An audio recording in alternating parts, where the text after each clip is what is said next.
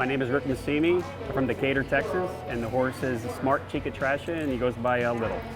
And how long have you had him? I've had him for just over a year.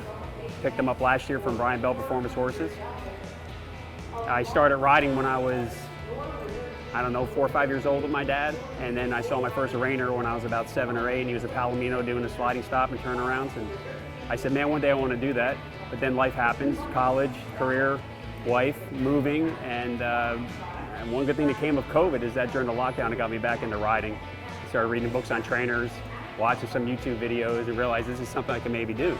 And here I am. I kind of have to pinch myself because just 2 years ago I was watching this at Thanksgiving dinner, and now I'm riding at the NRHA Futurity. And winning a championship at that.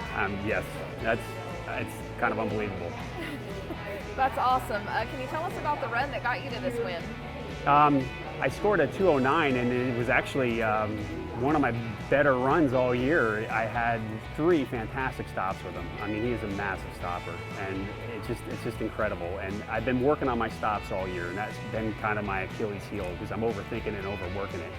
And his circles were tight, they were right on, his speed control was great. I mean, I really have to thank him because, I'm new at this, and he knows what to do. So. Have you been working on anything in particular leading up to this event? Yeah, my rundowns and fencing. That's just, getting them straight, getting them calm, getting them focused on me and not moving in the seat too much. And my coach, Nike Bell, and I have this little routine to do that kind of look goofy in the saddle doing it, but it gets him dialed in and it gets me feeling what it should feel like.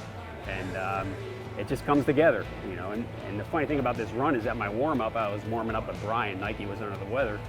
And Brian was giving me some practice sessions, and during my turnarounds, I was coming unglued. I couldn't turn around to the left, and my foot coming out of the stirrup. I almost fell out of the saddle, and I'm like, "What am I doing?" And went in and just actually had my best run of the year. Wow! I mean, it just came all together. I bet that doesn't happen very often. No. Was there anything in particular, like a turning point in your practices and stuff, that you felt like, okay, I can do this. I've got this. Yeah, my very first show, my goal was, it was up in Ardmore, I think it was in January. My very first show was not to score a 0, and that was my goal, and I didn't. And the turning point, there's been like small building blocks.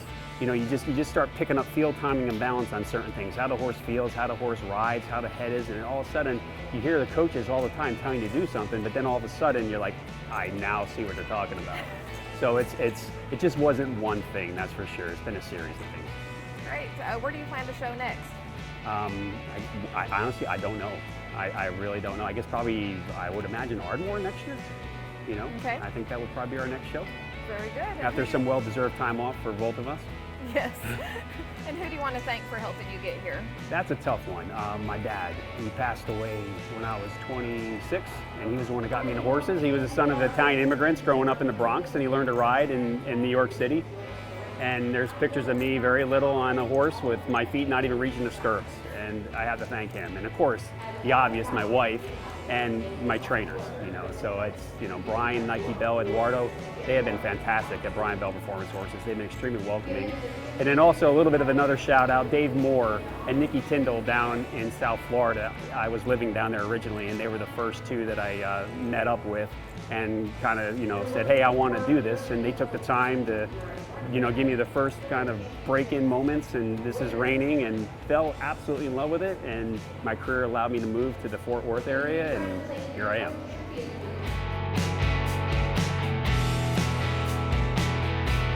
Markel has had the privilege of being affiliated with the National Reining Horse Association for over 20 plus years.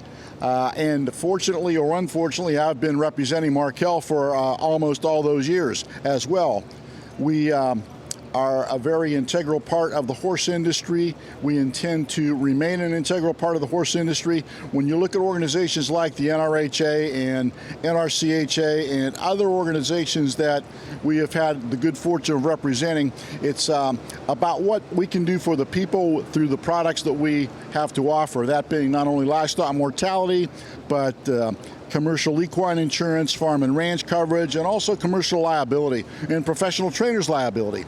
Are they applicable to all? No, but there are so very many people in the industry that can use what we have to offer, and I'm very fortunate to have a team of specialists that work with me for Markel, our Western discipline team, and they offer products for people, Western horse people in particular, throughout the country. We have some other opportunities that are becoming available now with the hopeful addition of a new organization and some new entities, along with some other products that Markel offers as a corporation. Their winery coverage, their camp and path coverage that we've been involved with for years. And I look forward to the next 20 years representing Markel.